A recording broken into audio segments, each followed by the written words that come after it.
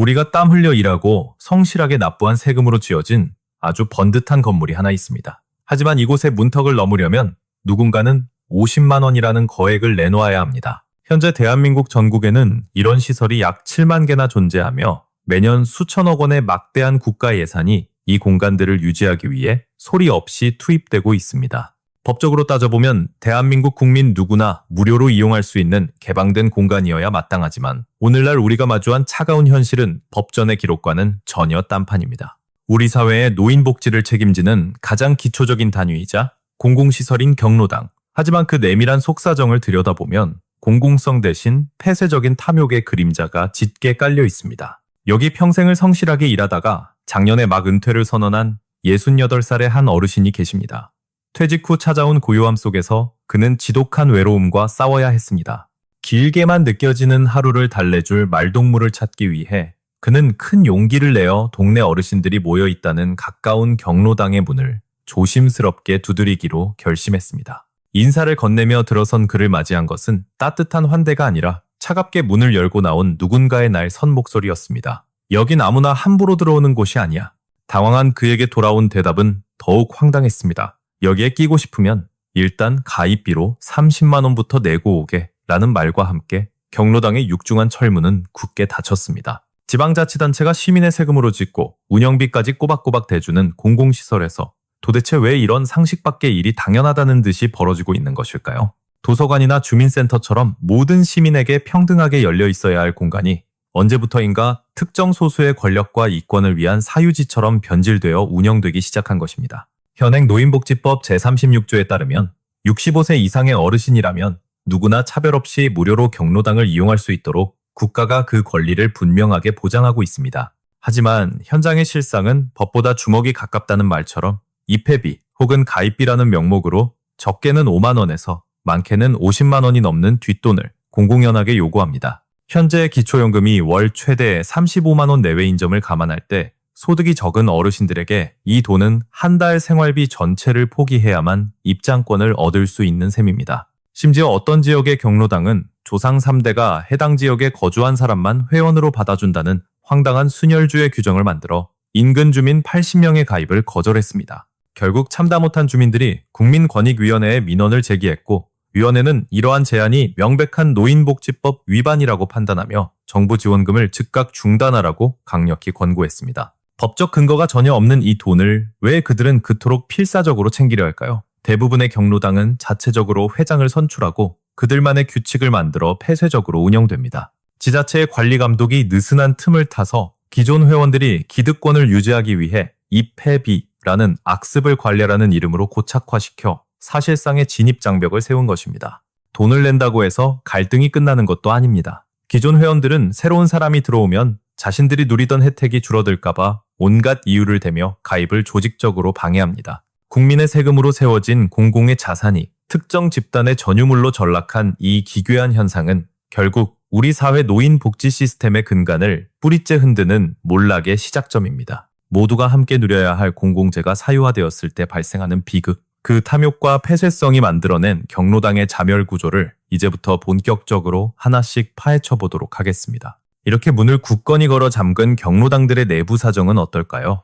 역설적이게도 스스로 외부인을 밀어낸 이 공간들은 지금 아주 빠른 속도로 텅 비어가고 있습니다. 경기도에 위치한 한 경로당을 한낮인 오후 2시에 방문해 보았습니다. 동네 어르신들로 북적여야 할 시간임에도 불구하고 건물 안은 정막만이 가득 흐르고 있었습니다. 조심스럽게 문을 열고 들어가 보니 넓은 거실에 덩그러니 놓인 TV만 홀로 켜져 있었고 그 앞에는 여든이 훌쩍 넘은 세 분의 어르신만이 무표정하게 화면을 응시했습니다. 불과 몇 년 전까지만 해도 이곳은 30명이 넘는 회원들이 모여 떠들썩했던 곳이었지만 지금은 서류상 회원 7명뿐이며 그 중에서도 실제로 나오는 분은 단 3명에 불과합니다. 2021년 통계에 따르면 대한민국 65세 이상 노인 인구는 885만 명에 달하지만 경로당 회원으로 가입된 숫자는 268만 명으로 전체의 30% 수준에 머물러 있습니다. 즉, 대한민국 노인 10명 중 7명은 경로당이라는 공간과 아무런 접점 없이 살아가고 있다는 뜻입니다. 10년 전 가입률 40%와 비교하면 그 하락세가 매우 뚜렷합니다. 대한민국 전체 노인 인구는 폭발적으로 늘어나고 있는데 정작 이들을 위해 지어진 복지시설의 이용률은 정반대로 곤두박질 치는 기괴한 디커플링 현상이 벌어지고 있는 것입니다. 이러한 몰락의 첫 번째 원인은 명확합니다. 앞서 말씀드린 부당한 입회비와 기존 회원들의 배타적인 분위기가 새로운 사람들의 진입을 원천적으로 봉쇄하고 있기 때문입니다. 은퇴 후 새로운 활력을 찾으려는 60대 후반의 어르신들이 경로당의 문을 두드려보려 해도 돈을 요구하거나 텃세를 부리는 소문을 듣고는 아예 관심을 끊어버리는 경우가 많습니다. 두 번째 원인은 더욱 불가항력적입니다. 바로 기존 회원들이 고령화되면서 자연스럽게 한 분, 두 분씩 이곳을 떠나가고 있지만 그 빈자리가 전혀 채워지지 않고 있다는 점입니다. 세월은 누구에게나 공평하기에 건강이 악화되어 요양병원이나 요양원으로 거처를 옮기시는 분들이 늘어나고 있고 안타깝게도 세상을 떠나시는 어르신들도 점차 많아지고 있습니다. 자녀들의 부양을 위해 다른 지역으로 이사를 가거나 거동이 불편해져서 집 밖으로 나오지 못하는 상황이 반복되면서 경로당의 내부 활력은 신압으로 메말라가고 있습니다. 들어오는 입구는 꽉 막혀 있고 나가는 출구만 활짝 열려 있는 상황에서 경로당의 회원 수가 결국 0명을 향해 수렴하는 것은 수학적으로 너무나 당연한 결과입니다. 이미 전국 곳곳에서는 아무도 찾지 않아 폐쇄된 경로당이 속출하고 있으며 수억 원의 세금을 들여 지은 건물들은 관리 주체 없이 방치되어 도심 속의 흉물로 변해가고 있습니다. 마당에는 잡초가 무성하고 창문에는 먼지만 쌓여가는 이 유령 건물들은 우리가 매년 쏟아붓는 수천억 원의 노인복지 예산이 어떻게 허공으로 사라지는지를 적나라하게 보여줍니다. 결국 이용자가 없어 철거 결정이 내려지는 경로당까지 생겨나고 있는데 이는 국민의 소중한 혈세로 지은 공공자산이 한 집단의 폐쇄성 때문에 허망하게 파괴되는 순간입니다. 경로당은 외부인의 침입을 막으려고 스스로 빗장을 걸어 잠갔지만 아이러니하게도 그 잠긴 문은 결국 자신들을 세상으로부터 고립시키고 소멸하게 만드는 관이 되어버렸습니다. 변화하는 세상을 거부하고 스스로 선택한 고립은 결국 지역 공동체 안에서 경로당이라는 공간의 존재 가치를 완전히 상실하게 만드는 자멸적인 선택이 되고 만 것입니다. 대낮에도 TV 소리만 공허하게 울려 퍼지는 텅 빈 공간, 사람은 없고 먼지만 쌓여가는 건물. 이것이 현재 대한민국 수만 개 경로당이 마주한 서글픈 자화상입니다. 도대체 무엇이 이토록 평범한 노인 공동체를 무너뜨리고 있는 것일까요? 단순히 돈 문제뿐만이 아니라 그 안을 지배하는 뒤틀린 서열 문화에 대해서도 깊이 들여다봐야 합니다. 사실 경로당의 젊은 노인들이 발길을 끊는 이유는 단순히 비싼 입회비 때문만은 아닙니다. 그 안을 지배하는 숨막히는 서열 문화가 더 큰 장벽입니다. 사회에서 65세는 분명 존경받는 어르신입니다. 지하철에서 자리를 양보받고 식당에서 경로 할인을 받으며 집안에서는 근엄한 할아버지와 할머니로 통하는 나이입니다. 하지만 경로당의 문을 여는 순간 그들의 신분은 수직 하락합니다. 65세는 명함도 못 내미는 막내가 되고 70세조차 이곳에서는 한참 어린아이 취급을 받습니다. 80대와 90대, 어르신들이 즐비한 이곳에서 소위 젊은 노인들은 군대 내무반의 이등병과 다를 바 없는 고단한 하루를 보내야만 공동체의 일원으로 겨우 인정받습니다. 막내가 해야 할 일은 끝이 없습니다. 누구보다 일찍 도착해 차가운 바닥을 쓸고 닦아야 하며 선배 어르신들이 오실 때마다 일일이 인사를 건네며 눈치를 봐야 합니다. 가장 곤혹스러운 일은 믹스커피 심부름입니다. 어르신들마다 제각각인 설탕과 프림의 황금 비율을 하나하나 외워서 기호에 맞게 대접하는 것이 막내의 필수 덕목입니다. 점심시간이 되면 막내의 노동 강도는 정점에 달합니다. 수십 명분의 밥을 짓고 국을 끓이며 무거운 반찬통을 나르는 주방일은 오롯이 젊은 노인들의 몫입니다. 선배들이 식사를 마치고 담소를 나누는 동안 막내들은 식은 밥을 먹거나 설거지통 앞에 서서 산더미처럼 쌓인 그릇들을 닦으며 오후 시간을 보내야 합니다. 누가 강제로 시킨 것은 아니지만 요즘 젊은 것들은 버릇이 없다는 따가운 눈총을 피하려면 이 모든 부당한 노동을 관례라는 이름 아래 묵묵히 받아들여야만 합니다. 100세 시대인 오늘날 65세의 경로당에 발을 들였다가는 앞으로 20년 가까운 시간을 이 고된 막내 노릇을 하며 보내야 한다는 계산이 나오는데 누가 가고 싶겠습니까? 지금의 60대와 70대 초반 어르신들은 이전 세대와는 완전히 다릅니다. 이들은 대한민국 경제성장의 주역인 이른바 베이비붐 세대로 교육 수준과 경제력이 매우 높습니다. 스마트폰으로 유튜브와 넷플릭스를 즐기고 해외여행 동호회에서 활동하며 자신의 삶을 주도적으로 설계하는 이들에게 낡은 경로당의 서열 문화는 그저 기괴한 구습일 뿐입니다. 액티브 시니어라 불리는 이 영월드 세대는 굳이 경로당에 가서 눈치를 보느니 차라리 돈을 내고 세련된 문화센터나 피트니스 클럽, 골프장을 찾아가는 쪽을 선택합니다. 미래의 회원이 되어야 할 젊은 세대가 경로당을 외면하면서 공간은 더욱 늙어가고 있지만 기존 회원들은 오히려 이 상황을 내심 반기는 듯한 기류마저 포착됩니다. 여기에는 아주 현실적인 경제적 계산이 깔려 있습니다. 경로당 운영비는 지방자치단체에서 지원되는데 난방비와 간식비 등 매달 적지 않은 예산이 이곳으로 흐릅니다. 전국 7만 개 경로당에 투입되는 국가 예산은 연간 수천억 원 규모이며 이 돈의 집행과 관리는 관리감독의 사각지대에서 경로당 내부의 권력이 결정합니다. 여기서 유령회원이라는 부정의 싹이 뭡니다. 사망하거나 이사간 분들의 명의를 그대로 유지해 회원 수를 부풀리고 지자체로부터 더 많은 지원금을 타내는 수법입니다. 심지어 보조금 카드로 물건을 산 것처럼 꾸미고 현금으로 되돌려받는 일명 카드깡 비리도 일부 경로당에서 공공연하게 벌어지고 있다는 충격적인 증언들이 잇따릅니다.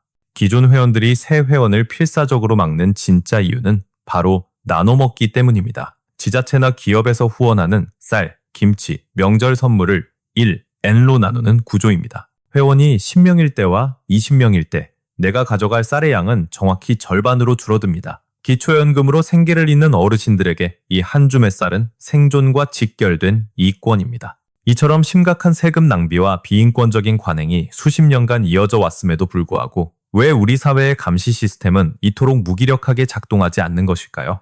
경로당의 운영 실태를 실질적으로 감독해야 할 주체는 기초지방자치단체인 시청과 구청이지만 그들이 내놓는 해명은 늘 인력 부족과 행정적 한계라는 핑계뿐입니다.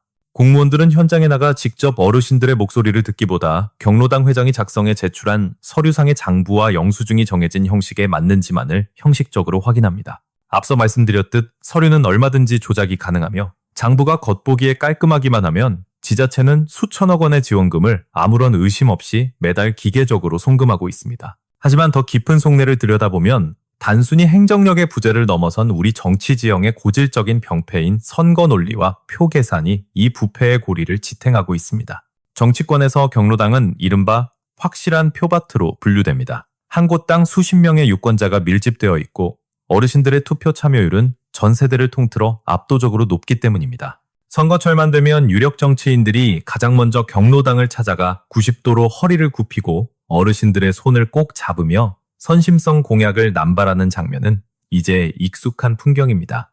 이때 가장 막강한 영향력을 행사하는 인물이 바로 경로당 회장입니다. 수십 명의 회원들에게 특정 후보를 지지하도록 유도할 수 있는 지역사회의 실질적인 스윙보터입니다. 이런 상황에서 어떤 구의원이나 시의원이 감히 경로당의 입회비 문제를 건드리거나 회계 투명성을 강화하라는 쓴소리를 내뱉으며 그들의 기분을 거스르려 하겠습니까? 잘못된 관행을 바로잡으려다가 자칫 어르신들을 공경하지 않는 무례한 정치인이라는 프레임이 씌워지는 순간 그들의 정치적 생명은 사실상 끝장나기 때문입니다. 결국 공무원도, 정치인도, 경로당 간부들도 서로의 불편한 진실을 눈감아주며 각자의 이익을 챙기는 거대한 침묵의 카르텔이 형성되어 문제를 더욱 고착화시키고 있습니다. 이 견고한 카르텔 속에서 세금은 눈먼 돈이 되어 낭비되고 평범한 어르신들의 복지 권리는 소수 기득권의 탐욕에 밀려 조용히 지워져 가고 있는 것이 서글픈 현실입니다. 하지만 어둠이 짙을수록 변화를 갈망하는 새로운 움직임도 하나둘씩 생겨나고 있습니다. 기존의 폐쇄적인 틀을 깨고 혁신을 선택한 경로당들의 사례에 주목해봐야 합니다. 경기도 부천시는 2021년 전국 최초로 스마트 경로당이라는 개념을 도입했습니다. 낡고 칙칙했던 공간에 최첨단 디지털 기술을 접목해 완전히 다른 공간으로 탈바꿈시킨 것입니다. 이곳에는 어르신들이 식당이나 카페에서 당황하지 않도록 연습할 수 있는 교육용 키오스크가 설치되어 있어 디지털 소외계층인 노인들에게 실질적인 도움을 줍니다. 스마트폰 활용 교육은 물론이고 유튜브를 직접 촬영하고 편집하는 크리에이터 교실까지 운영하며 젊은 노인들이 스스로 찾아오고 싶게 만드는 매력적인 콘텐츠를 채웠습니다. 서울 양천구의 사례도 흥미롭습니다. 커다란 터치스크린이 달린 스마트 테이블을 도입해 치매 예방 게임을 즐기게 함으로써 경로당을 즐거운 놀이터이자 건강관리센터로 바꿨습니다. 혈압과 혈당을 측정하면 그 데이터가 실시간으로 보건소에 전송되어 전문적인 관리를 받을 수 있는 시스템은 어르신들에게 경로당이 꼭 필요한 공간이라는 인식을 심어주었습니다. 이러한 혁신적인 경로당들의 공통점은 개방입니다. 회원들만의 폐쇄적인 아지트가 아니라 동네 주민 누구나 들어와 차를 마시고 기술을 배우는 공유 공간을 지향합니다. 문을 열고 외부와 소통하기 시작하자 유령 회원은 사라졌고 투명한 운영이 가능해졌으며 무엇보다 젊은 노인들의 유입으로 공간에 활기찬 세피가 돌기 시작했습니다. 이제 우리는 냉정하게 질문을 던져야 합니다. 우리 모두의 소중한 세금으로 지어진 이 공공시설이 왜 여전히 소수 기득권의 탐욕 속에 방치되어야 하는 것일까요? 경로당의 비정상적인 사유화와 불법적인 입회비 관행은 단순히 어르신들만의 문제가 아니라 우리 사회, 공공성 시스템이 어디까지 망가질 수 있는지를 보여주는 경고등입니다. 만약 지금처럼 변화를 거부하고 빗장을 걸어 잠근 채 낡은 서열 문화에만 안주한다면 대한민국 전국 7만 개의 경로당은 10년 뒤면 자연스럽게 소멸의 길을 걷게 될 것입니다. 새로운 세대가 들어오지 않는 공동체는 늙고 병들 수밖에 없으며 결국 그들이 그토록 필사적으로 지키려 했던 기득권과 이권조차 함께 무덤으로 사라지게 될 자멸의 길입니다. 우리는 더 이상 세금이 눈먼 돈으로 낭비되는 것을 묵인해서는 안 됩니다. 주인 없이 낭비되는 수천억 원의 예산이 정작 필요한 곳에 쓰이지 못하는 현실을 바로잡아야 합니다. 지자체는 형식적인 서류 점검에서 벗어나 실질적인 현장 감사를 강화하고 입회비와 같은 불법 행위가 적발될 시 지원금을 즉각 중단하는 강력한 페널티를 적용해야 마땅합니다. 정치인들 또한 당장의 표 계산보다 대한민국 노인복지의 미래를 먼저 생각해야 합니다. 표를 위해 부정을 눈감아주는 행위는 결국 지역 공동체를 파괴하는 결과를 초래할 뿐입니다. 경로당 스스로도 이제는 노인정이라는 낡고 폐쇄적인 이미지를 과감히 벗어던져야 합니다. 모든 세대가 어우러지고 디지털의 혜택을 함께 누리는 커뮤니티 센터로 거듭나야 합니다. 젊은 노인들이 자신의 재능을 기부하고 아이들이 어르신들의 지혜를 배우며 동네 주민들이 자연스럽게 드나드는 열린 공간만이 경로당이 살아남을 수 있는 유일한 생존 전략입니다. 문을 여는 것은 단순히 공간을 개방하는 것을 넘어 타인과 소통하고 변화를 받아들이겠다는 의지입니다. 그 의지가 모일 때 비로소 죽어가는 공간에 새로운 생명력이 깃듭니다. 경로당에서 벌어지는 일련의 사태는 사실 우리 사회의 축소판입니다. 공공재가 사유화되고 기득권이 벽을 세우며 감시가 작동하지 않는 문제는 어디에나 존재할 수 있습니다. 우리가 침묵하고 관심을 두지 않는다면 경로당뿐만 아니라 우리가 누려야 할 수많은 공공의 가치들이 소수 집단의 이익을 위해 희생되는 광경을 계속해서 목격하게 될 것입니다. 탐욕이 빗장을 걸고 고립이 자멸을 부르는 이 악순환의 고리를 이제는 끊어내야 합니다. 투명한 운영과 열린 소통만이 우리 모두의 자산인 세금을 가치 있게 만드는 길입니다. 여러분께 다시 한번 묻겠습니다. 지금 여러분 동네에 있는 경로당의 문은 활짝 열려 있습니까? 아니면 누군가의 욕심 때문에 단단히 걸어 잠겨 있습니까? 만약 부당한 입회비를 요구받았거나 폐쇄적인 운영으로 소외된 경험이 있다면 더 이상 침묵하지 말고 그 이야기를 댓글로 공유해 주시기 바랍니다. 여러분의 목소리가 변화의 시작입니다. 공공의 이름으로 자행되는 부당한 관행과 낭비되는 혈세에 대해 우리는 계속해서 감시의 눈길을 거두지 말아야 합니다. 그것이 우리 사회를 더욱 건강하게 만드는 첫걸음입니다. 오늘 우리는 경로당이라는 닫힌 공간의 어두운 이면과 그 안에서 벌어지는 경제적, 정치적, 역학관계를 깊이 있게 살펴보았습니다. 이 이야기가 여러분께 작은 울림이 되었기를 바랍니다. 다음 영상에서는 우리 주변에서 또 다른 세금 블랙홀로 불리는 또 다른 구조적 문제를 파헤쳐 볼 예정입니다. 공공의 이름으로 소리 없이 사라지는 돈의 행방을 끝까지 추적하겠습니다. 복잡한 세상 속에서 뉴스가 다루지 않는 본질적인 구조적 문제와 흐름을 놓치지 않으시려면 구독과 알림 설정을 해두시는 것을 적극 추천드립니다. 끝까지 시청해주셔서 감사합니다. 여러분의 관심이 공정한 사회를 만듭니다. 우리는 더 깊고 날카로운 통찰력을 담은 다음 영상으로 다시 찾아뵙겠습니다. 감사합니다.